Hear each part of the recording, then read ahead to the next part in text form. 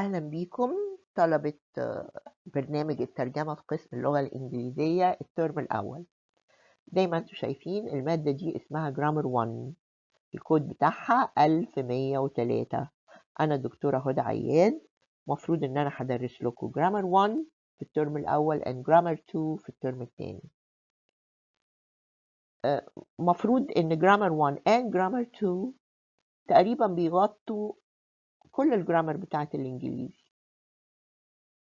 ومفروض كمان إن دول بيعدوكوا لأن دول بيتبعوا النظام بتاع تدريس الجرامر أو الستراكتشر، بيتقال عليها ستراكتشر دلوقتي، في امتحان التوفل. انتوا طبعا بتحتاجوا امتحان التوفل، لكن مش هقول لكم ان الناس اول ما تفتكر انها بتعرف شويه جرامر بتروح تاخده. انتوا الاحسن بتاخدوه، بتعملوا الامتحان ده تقريبا في نهاية ما تكونوا خلاص هتتخرجوا، لأن طبعا hopefully your English is going to be much better and it's not only structure that you are examined in. في comprehension وفي listening وفي writing, and this is going to improve as the years go by. Lecture 1 هي دي الobjectives أو الأهداف بتاعتها. انا مش هقراهم معاكم، انتوا اقروا دول لوحدكم لان احنا هناخدهم دلوقتي one by one and يعني we're going to do this with exercises and explanation and so on. فتعالوا نروح للسلايد التانية. اول حاجة every sentence، اول سكيل. اولا انتوا هتلاقوا مكتوب 1 و2 و3 وهكذا. بصوا، هو الجرامر 1 and 2 cover 60 skills of English grammar.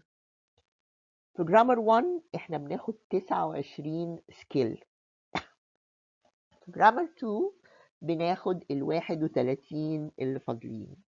طيب أول سكيل نعرف إن every sentence should have at least one subject and one verb.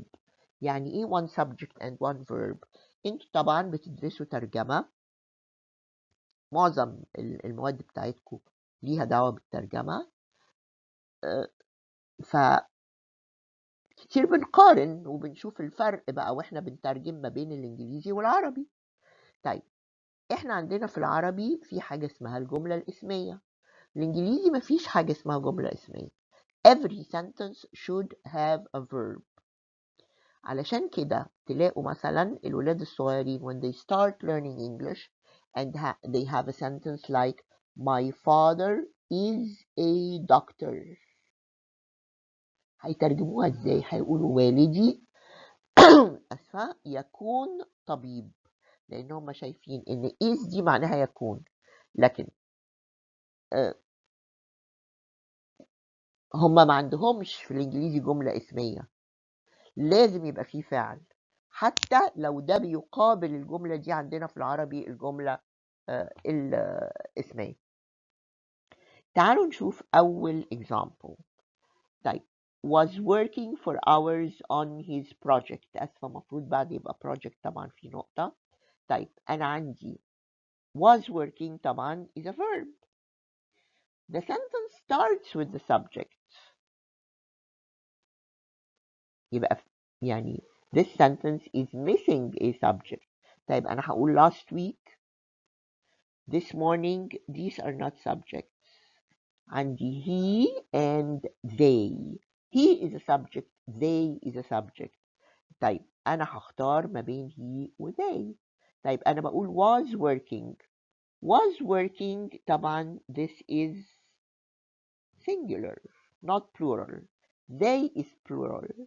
يبقى أنا هقول إيه؟ He was working for hours on his project, and that completes my sentence. بصوا، there is a verb but there is no subject. A and B are not subjects.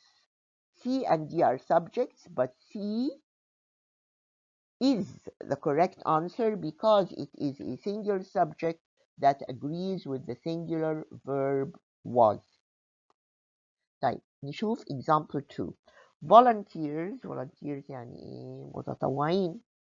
volunteers and then you have a blank for work at the school. طيب volunteers is the subject, it's a noun. طبعا الفاعل بيبقى اسم. طيب أنا محتاجة هنا إيه للجملة دي؟ أنا محتاجة الفعل. طيب عندي necessary وعندي are wanted وعندي next week وعندي hopefully. ولا واحدة من التلاتة اللي هم A و C و D none of them are what? are verbs. لكن أنا عندي are wanted and volunteers is plural و are is plural. are wanted and that's the only verb in these four options. فهقول إيه؟ volunteers are wanted for work at the school. طيب the sentence has a subject but it does not have a verb. be is the only verb, so it is the correct answer. طيب نروح example 3. the girl going to school with a friend. طيب going is not a verb. going is a verb if it has verb to be. لازم ده زمن من الأزمنة بتاعت الأفعال في الإنجليزي. going لوحدها is not a verb. it needs to have verb to be اللي هو يعني verb to be اللي هو is و was و were و will be وأي حاجة فيها verb to be علشان أقول إنه فعل. يبقى هنا عندي هنا الفعل ناقص. تعالوا نشوف الاختيارات اللي عندنا. the girl she is going to school with a friend. طيب يعني this is wrong لأن أنا هنا عندي the girl ما أقدرش أقول the girl she. it's either the girl or the pronoun she. طيب the girl she was going نفس الغلطة. هنا I am repeating the subject. طيب the girl will be وبعد كده عندي is deciding going no. لكن أنا عندي will be عندي هنا verb to be in the future tense فهتبقى the girl will be going to school with a friend. طيب تعالوا نقرأ الشرح ده. The sentence has a subject and only a part of the verb going which needs a form of the verb to be. محتاج شكل من أشكال verb to be correct عشان يبقى صح. A and B are incorrect because they are subjects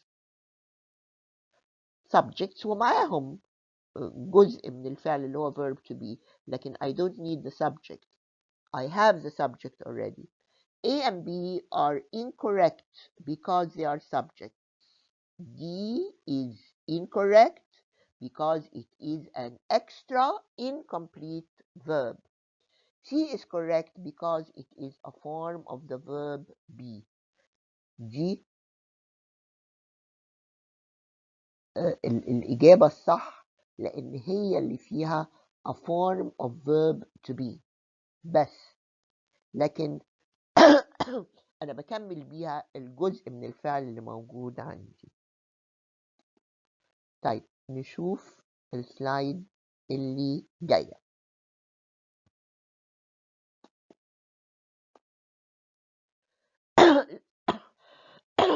طيب exercise 1.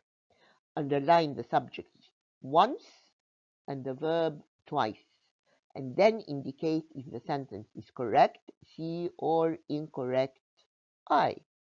طيب أنا اخترت بس إن احنا نعمل 5 جمل بس في الexercise لكن انتوا عندكم you have 10 sentences. You have to do this exercise and at the end of every lesson in your book you have the answers. Do the exercise first and then look at the answers to see if you are correct. طيب تعالوا نشوف. احنا قلنا underline the verb twice and underline the subject once. طيب. Last week went to the cinema with my friends. طيب. Last week went. Went is a verb. يبقى الجملة دي ناقصة ايه؟ الجملة دي ناقصة الفاعل. Last week went to the cinema. Before the verb I should have the subject. Went to the cinema with my friend. طيب أنا هختار السبجكت ازاي؟ أنا هختار السبجكت تبع بقية الجملة. أنا بقول my friends. يبقى مين اللي راح مع أصحابي؟ طبعا أنا. فهتبقى last week I went to the cinema with my friends. You're going to find that in the answer key at the end of the lesson. طيب. Let's look at number 2. The timetable can be obtained at the registration office. طيب أنا هنا عندي the timetable which is the subject. وبعدين عندي can be obtained which is a verb at the registration office. الجدول يمكن الحصول عليه. وطبعا لو أنا بترجم هقول يمكن الحصول على الجدول، لأن العربي مش بيبتدي بالسبجكت، العربي بيبتدي بالفعل. يمكن الحصول على الجدول في مكتب التسجيل. طيب let's look at number 3. A job in the factory available. طيب a job in the factory كل دي على بعضها a job in the factory كل دي على بعضها is the subject. وخدوا بالكم أنا عندي هنا كلمتين nouns two nouns. عندي كلمة job وعندي كلمة factory. Which of them is the subject؟ دايما لما أقرأ جملة لازم أعرف الجزء الأساسي بتاعها إيه. طيب أنا لما أقول a job in the factory طيب ما عنديش فعل، أنا عندي صفة هنا available. لازم قبل الصفة يبقى فيه verb to be. فهقول a job in the factory is available. طيب أنا لو أنا عايزة أصغر الجملة دي إيه الحاجة اللي هحذفها؟ طيب أنا بقول a job is available لكن عندي in the factory. in the factory دي بقول عليها إيه؟ in the factory بقول عليها prepositional phrase. prepositional phrase لأنها بتبتدي ب preposition اللي هو in. phrase كلمة phrase يعني a group of words without a verb. because I have a clause بعد كده هنعرفها which is a group of words with a verb. طيب يبقى الجملة الأساسية بتاعتي إيه؟ اللي هي الفاعل والفعل، والفعل اللي محتاج هنا تكملة اللي هي الصفة الأخيرة، لأن أنا مش هقول a job is. a job is this is not a complete sentence. verb to be needs something to complement it. needs something to complement it حاجة تكملها، وده بالظبط زي الجملة الاسمية. a job is available. طيب in the factory أي prepositional phrases في الجملة ممكن أحذفهم على فكرة، لكن I should always keep the subject and the main verb، لأن بعد كده أنا ممكن يبقى عندي جمل وفيها أكتر من فعل، لكن there is only one main verb. فعل أساسي للجملة اللي هو الفعل بتاع السبجكت اللي في الجملة. طيب نشوف نمرة 4. The new law has provides many options. القانون الجديد قدم اختيارات كتيرة قوي. طيب the new law has provides. طيب الفعل هنا هو فعل بس هو غلط. أنا ممكن أقول the new law provides many options. هيبقى present simple tense. The new law provides many options. لكن لو قلت the new law has لازم تبقى provided, which is another tense of the verbs in English. Has provided. فأنا ممكن أقول the new law provides or the new law has provided many options. طيب the AC دي اختصار the air conditioner، وبتتقال دايما كده، الناس بتحب تختصر في الكلام. The AC can be installed only by a technician. طيب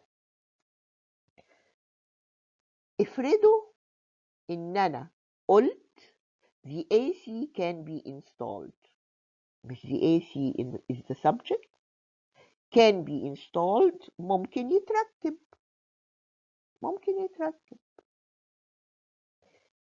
يبقى I have a subject and I have a verb. لكن اللي جاي ده زيادة عن الجملة لكن مش جزء أساسي منها. يعني إيه زيادة عن الجملة ومش جزء أساسي منها؟ لأن أنا لو كل جملة هتبقى الفاعل والفعل بتاعها بس، يعني there are no new ideas to add to the sentence.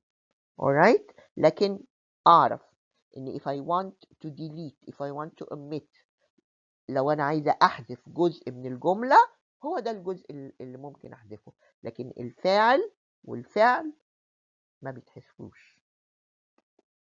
طيب let's look at the next slide. طيب دي تاني حاجة. This is the second skill. وتقريبا يعني I told you something about objects of prepositions. قلت لكم ال prepositional phrase اللي هي مجموعة كلمات بتبتدي ب preposition حرف. طيب do not confuse subjects with objects of preposition. بعد ال preposition بيجي اسم، والاسم ده is an object، بقول عليه object of the preposition لأنه جه بعده. وليه بقول object of the preposition؟ لأن أنا عندي objects of verbs. أنا عندي مفعول لفعل، لكن عندي برضو مفعول للحرف. طيب an object of a preposition is a noun that comes after a preposition such as on, at, in, by, behind, to, etc. to form a prepositional phrase اللي قلنا عليها من شوية.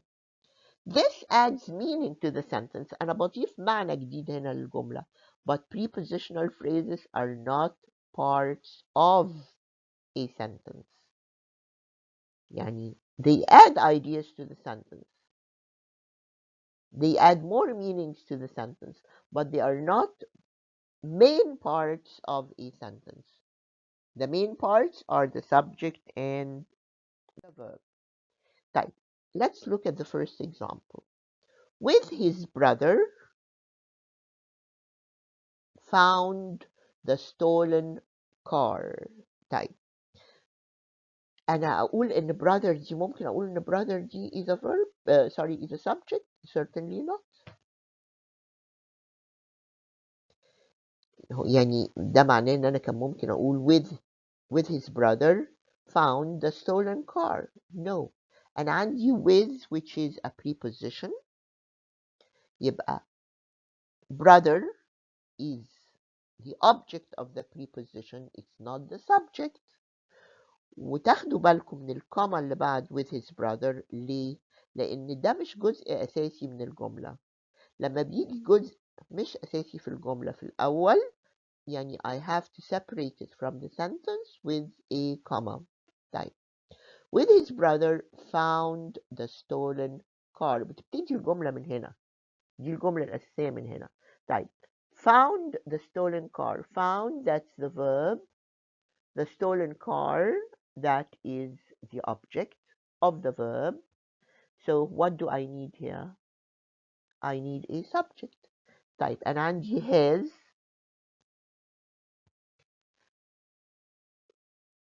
ممكن أقول has found. أنا ممكن أقول مثلا his brother has found the stolen car، و his brother ممكن تبقى ساعتها فاعل، لكن أنا عندي with that changes everything. يبقى هنا I need a subject. طيب later is not a subject. وعندي he وعندي when. Only he is the correct answer. With his brother, he found the stolen car. طيب you should notice that the verb is found and that the noun brother is not the subject because it is an object of the preposition. الكلام اللي قلناه دلوقتي. C is the correct answer because it is a subject pronoun. Subject ممكن يبقى اسم وممكن يبقى ضمير. It's a subject pronoun. Always notice what the sentence is missing. لازم دايما لما يبقى عندي blanks to fill, I should decide what is missing in the sentence. Here the subject is missing. طيب نشوف بقى exercise 2. Each sentence contains one or more prepositional phrases. أنا طبعا ممكن يبقى عندي prepositional phrases كتير أوي، مش واحدة بس. Underline the subject once، ده اللي انتوا هتعملوه، لكن احنا هنا يعني we're going just to say it. Underline the subjects once and the verbs twice. Put each prepositional phrase in a box. وفي الإجابة على فكرة في الكي answer هتلاقوها في الكتاب in boxes. Indicate if the sentences are correct C or incorrect I. طيب نشوف أول جملة. The interviews with the politicians were carried live by the radio. فين ال prepositional phrases هنا؟ أنا أولا the interviews that's the subject. Were carried live على بعضها كده. were carried live this is the verb. طيب لكن عندي with the politicians prepositional phrase وعندي by the radio another prepositional phrase. Politicians and radio both are objects of the preposition. لكن الجملة الأساسية هنا هي إيه؟ The interviews were carried live. طيب let's look at number 2. In the last moment before departure took his seat in the train. طيب in the last moment دي prepositional phrase. Before departure قبل المغادرة برضو prepositional phrase. Took his seat in the train. Who took the seat on the train? طبعا هنا ناقص عندي الفاعل the subject، فلازم أقول إيه؟ He took his seat in the train. طيب تعالوا نشوف الجملة الثالثة. At the bakery في المخبز. In the next street في الشارع اللي جنبنا. طيب at preposition in preposition يبقى the bakery. At the bakery is the object of the preposition. In the next street برضو this is another prepositional phrase. Loaves in quantity of a dozen. بصوا عندي ايه؟ In quantity دي برضو prepositional phrase. Of a dozen or half a dozen دي برضو prepositional phrase ثالثة. are available in the early morning. طيب احنا قلنا ان ممكن ال prepositional phrases دول احذفهم والجملة ما يجرالهاش حاجة because they are not main parts of the sentence. طيب تعالوا نحذفها. At the bakery حذفتها. In the next street حذفتها. In quantity of a dozen or half a dozen حذفتها برضو. فهيفضل عندي ايه؟ loaves. loaves أرغفة العيش. loaves the subject are available in the early morning دي برضو prepositional phrase. لكن أساس الجملة هو ايه؟ loaves subject are available. are is the verb and available is the complement of the verb. لأن verb to be لازم يجي وراه يا إما adjective available زي دي or a noun زي my father is a doctor. طيب loaves are available. This is the sentence. شايفين هنا عندي كام prepositional phrase. That's how sentences grow and meanings are added to sentences. طيب let's look at number 4. The developed agricultural systems. طيب دي بداية الجملة. The developed agricultural systems. طيب ايه الكلمة الأساسية هنا؟ كلمة systems لأن this is the noun and the subject is a noun, is mainly a noun. يعني أنا ممكن أشيل الصفة دي اللي هي developed وأشيل الصفة التانية اللي هي agricultural وأقول the systems. طيب in this area أنا محتاجاها؟ مش محتاجاها برضو. It's a prepositional phrase. The systems are given credit.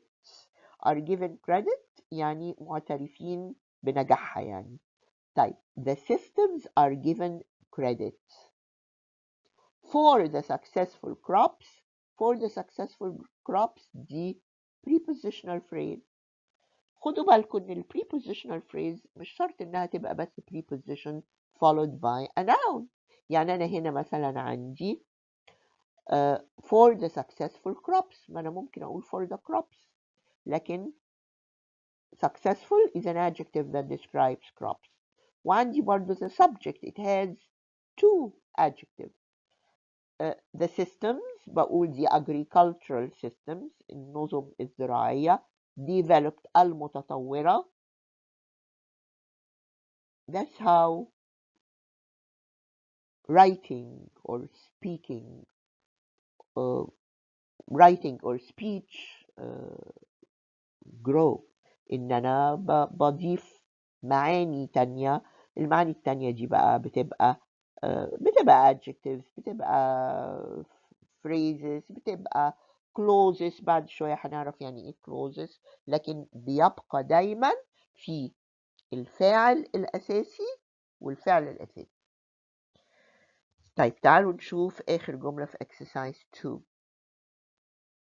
For the past 10 years at various schools in the country has been teaching language. طيب بصوا has been teaching language.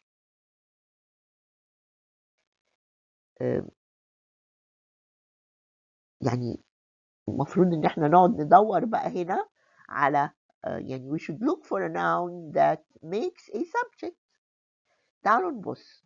For the past 10 years the prepositional phrase starting with for. At various schools another prepositional phrase. In the country a third prepositional phrase. Has been teaching language. I don't have a subject here. يبقى he ولا she has been teaching language. هنا الجملة دي فيها prepositional phrases that have nouns and do not confuse the nouns which are objects of the prepositions with what you must have as a subject for the sentence. Has been teaching. هو ايه ده اللي has been teaching English ولا language? He or she. طبعا it has to be singular لأن أنا عندي has been and this is a singular verb. He or she or Nadia or Ali has been teaching language. All right. طيب. Let's look now at skill number 3. Note that appositives are not subjects. يعني ايه appositive؟ انتوا عارفين في العربي البدل هو ده الappositive. البدل. An appositive is a noun or a noun phrase. ممكن يبقى just one word or it could be a noun phrase which is separated by commas. ليه separated by commas؟ لأن برضو the appositive is not the subject. Alright? It's not the subject. Like it comes before or after a noun and has the same meaning. يعني ما أقول مثلا أحمد the best player in the football team scored 2 goals. مش الجملة الأساسية بتاعتي أحمد subject scored verb 2 goals جاب جونين object of the verb. طيب the best player in the football team refers to أحمد. يعني هي بدل من أحمد بنقول it is an appositive. It has the same meaning as أحمد أو it refers to him اللي هو أفضل لاعب في فريق الكورة لكن it's not the subject. مادام it's not the subject it should be separated by 2 commas. طيب Ahmed and the best player are the same person but the part of the sentence separated by commas can be omitted. أنا ممكن أقول بس it can be omitted يعني ممكن أحذفه. أنا ممكن أقول أحمد scored 2 goals and the sentence will still makes sense because أحمد is the subject. تعالوا نبص على example number 1. طيب هنا بقى مش شرط إن الاسم هو اللي يبقى subject. ممكن الاسم يبقى برضه هو البدل. طيب بصوا أنا عندي I have a blank وبعدين comma علي comma is quitting his job. Is quitting his job يعني هيسيب الشغلة بتاعته. طيب بصوا بقى أنا عندي next month. أنا ممكن طبعا أقول علي is quitting his job بس كون إن أنا I have علي separated by 2 commas that means that I should have at the beginning of the sentence the subject. Ali is an appositive. It's not the subject. طيب unfortunately because of too much work وعندي my brother. هختار ايه؟ هختار my brother. كان ممكن على فكرة أقول next month comma لأن دي مش جزء أساسي من الجملة. كان ممكن أقول next month comma علي ومن غير comma بقى is quitting his job. البانكتويشن ليه معاني كتير قوي في الإنجليزي ولازم ناخد بالنا منه كويس. لو قلت برضو because of too much work لازم أعمل كوما هقول علي ومن غير كوما بعدها is quitting his job. لكن مادام علي is separated by 2 commas يبقى before علي I should have the subject. علي is not the subject. طيب يبقى هقول my brother علي is quitting his job. The commas tell you that Ali is not the subject. It is an appositive ده بدل من subject and the sentence needs a subject. A, B, and C are not subjects. Only D is a subject. نبص على example 2. طيب أنا هنا عندي comma a blank and then a comma. Sarah hardly ever gets a bad mark. نادرا ما بتاخد نمرة وحشة. طيب أنا عندي كوما بعد البلانك.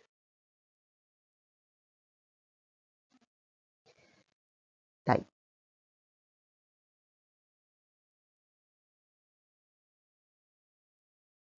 إذا كان عندي الأبوزيتيف في وسط الجملة it's separated by 2 commas. لكن if it comes at the beginning of the sentence then it's separated only by 1 comma. طيب هقول an excellent student Sarah hardly ever gets a bad mark.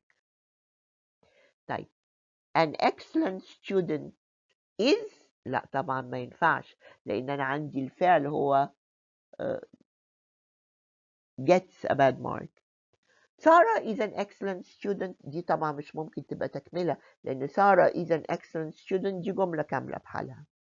Here excellent لا her المفروض تبقى her excellent work.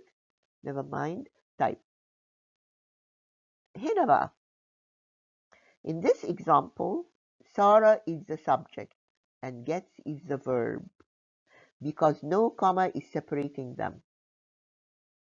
عارفين لو كانت سارة زي علي كده سارة وراها كمان كوما يبقى the subject يبقى سارة would have been the appositive and not the subject.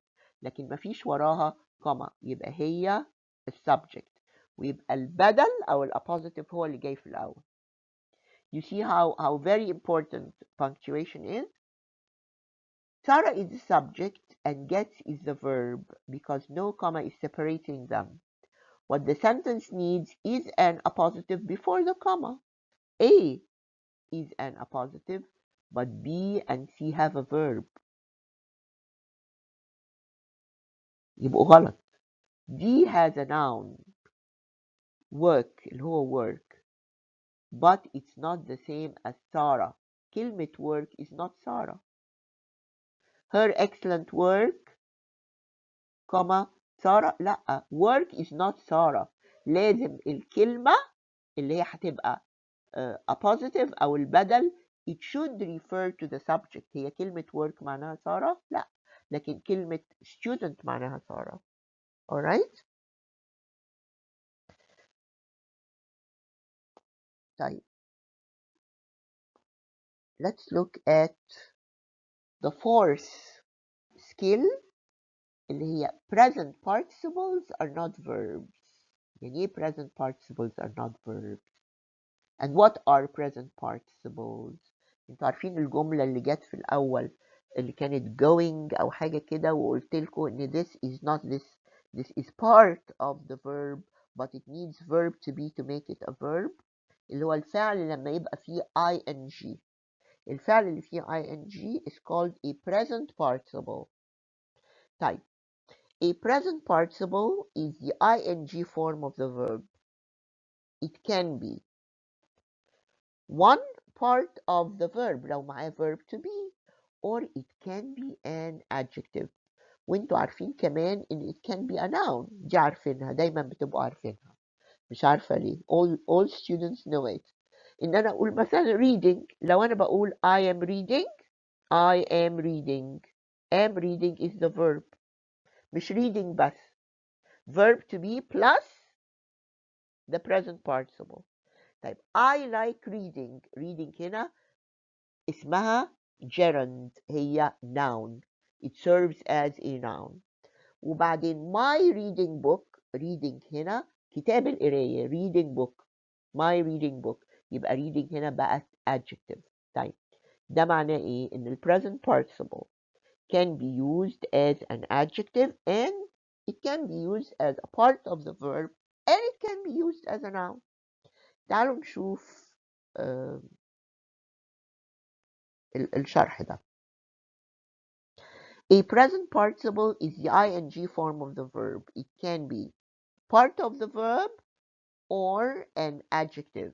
It's a verb when it follows a form of the verb to be. لازم يبقى قبلها verb to be. It's an adjective when it does not. في غلطة هنا طبعا when جاي بعديها نقطة معلش. طيب It's an adjective when it does not. طيب يعني لما أقول the child is sleeping in the car. Is sleeping is a verb, right? لكن لما أقول the child sleeping in the car was cold, sleeping هنا is an adjective because it's not preceded by verb to be or a form of verb to be. طيب تعالوا نبص على الجملة التانية دي. The child sleeping in the car was cold. الجملة الأساسية فين؟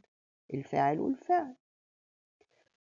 Adjectives can be omitted and phrasal and prepositional phrases can also be omitted. يبقى الجملة الأساسية هي فين؟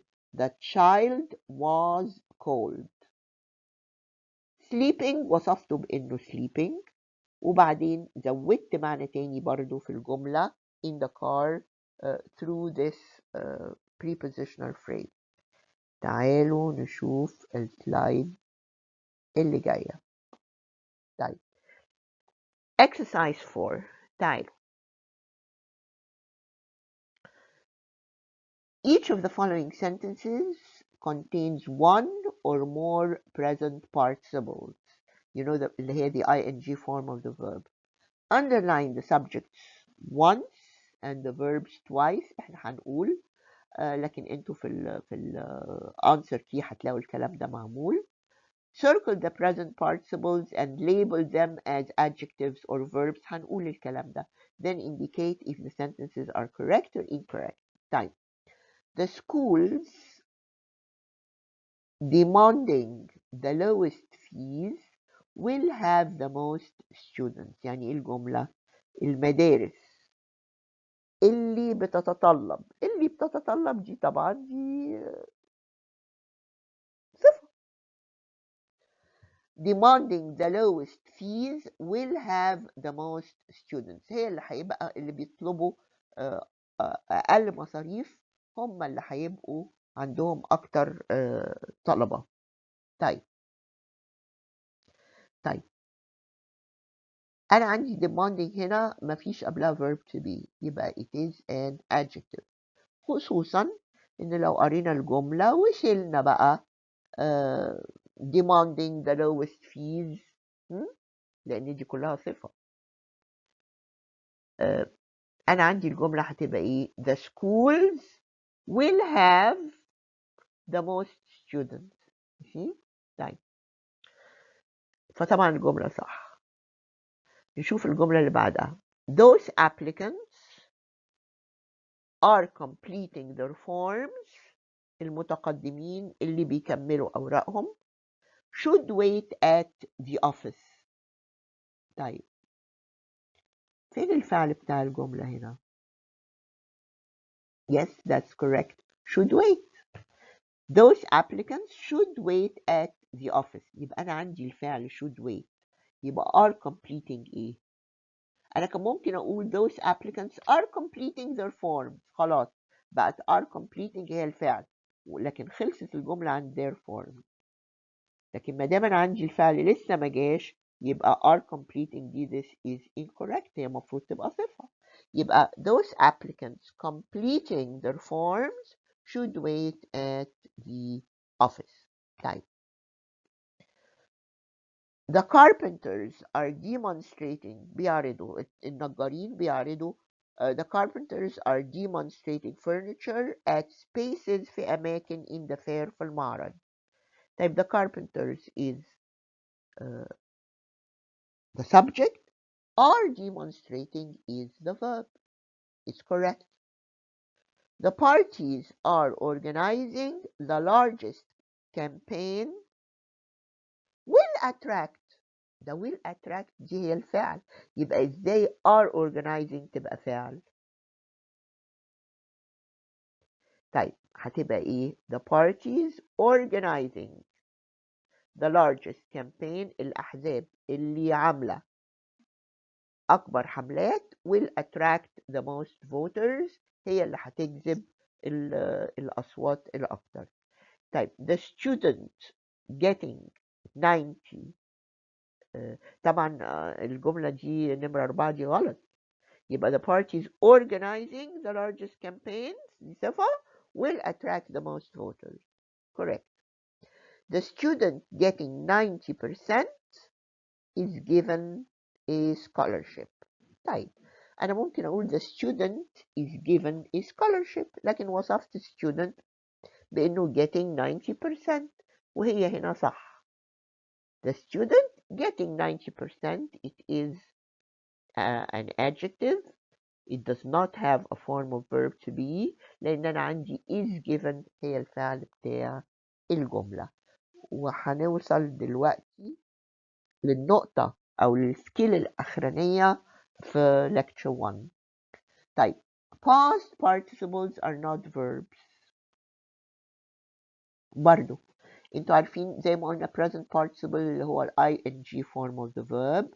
the past participle اللي هو ثالث form. زي احنا دايما اولا الافعال في الانجليزي have 5 forms. هنتكلم عنهم ايه هما الفايف يعني ال5 forms دول هنتكلم عنهم بالتفصيل لما نبقى في term 2. لكن أنا دايما بنقول عندنا ال present وال past وال past participle اللي هو ثالث form. طيب برضو the past participle is not a verb. It is part of a verb very much like the present participle. طيب تعالوا نقرأ الكلام ده عشان نفهم ايه. The past participle often ends in ed, but there are many irregular verbs. In regular verbs, the simple past and the past participle both end in eg. يعني ما أقول مثلا talk, talked, talked. This is a regular verb. لكن ممكن أقول مثلا buy, bought, bought. This is an irregular verb. طيب تعالوا نبص على الجمل دي. He played football. Here you have a subject, verb, object sentence. He has played football. Again, has played is a verb. لأن has played, this is one of the tenses of English. He has played football. لكن without this form of have, يعني ما أقول the match played yesterday was on TV. مش أنا ممكن أقول the match was on TV وتبقى الجملة كده صح؟ طيب يبقى أنا استعملت played هنا which is a past participle. I am using it as an adjective. Alright? طيب تعالوا نبص على السلايد اللي جاية. The past participle is part of the verb when it is accompanied by the verb be or the verb have. When it is not, it's an adjective as in 3 اللي فات ده. طيب أنا عندي the machine bought yesterday will arrive tomorrow. طيب أنا عندي الجملة الأساسية the machine will arrive tomorrow. Right? The machine will arrive tomorrow. طيب الجملة دي the machine bought yesterday. bought yesterday دي ايه؟ bought is an adjective والجملة كده صح. لكن أنا لاقية إن هم حاطين لي blank عايزة أحط فيها حاجة. طيب ممكن أقول the machine has bought yesterday؟ طبعا لا. أنا عندي will arrive already. It's a verb. The machine were bought. The machine it bought. لو قلت were برضو غلط. أولا were is plural وبعدين were bought هتبقى فعل ما ينفعش. لو قلنا it ما هي it هي the machine and you cannot choose a subject and a pronoun. طيب لكن عندي هنا just bought yesterday يعني اللي لسه يا دوب شاريينها امبارح.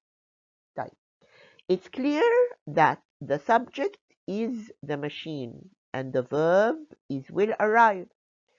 A and B are wrong. and C is a pronoun which is not needed. I can't have a subject and a pronoun.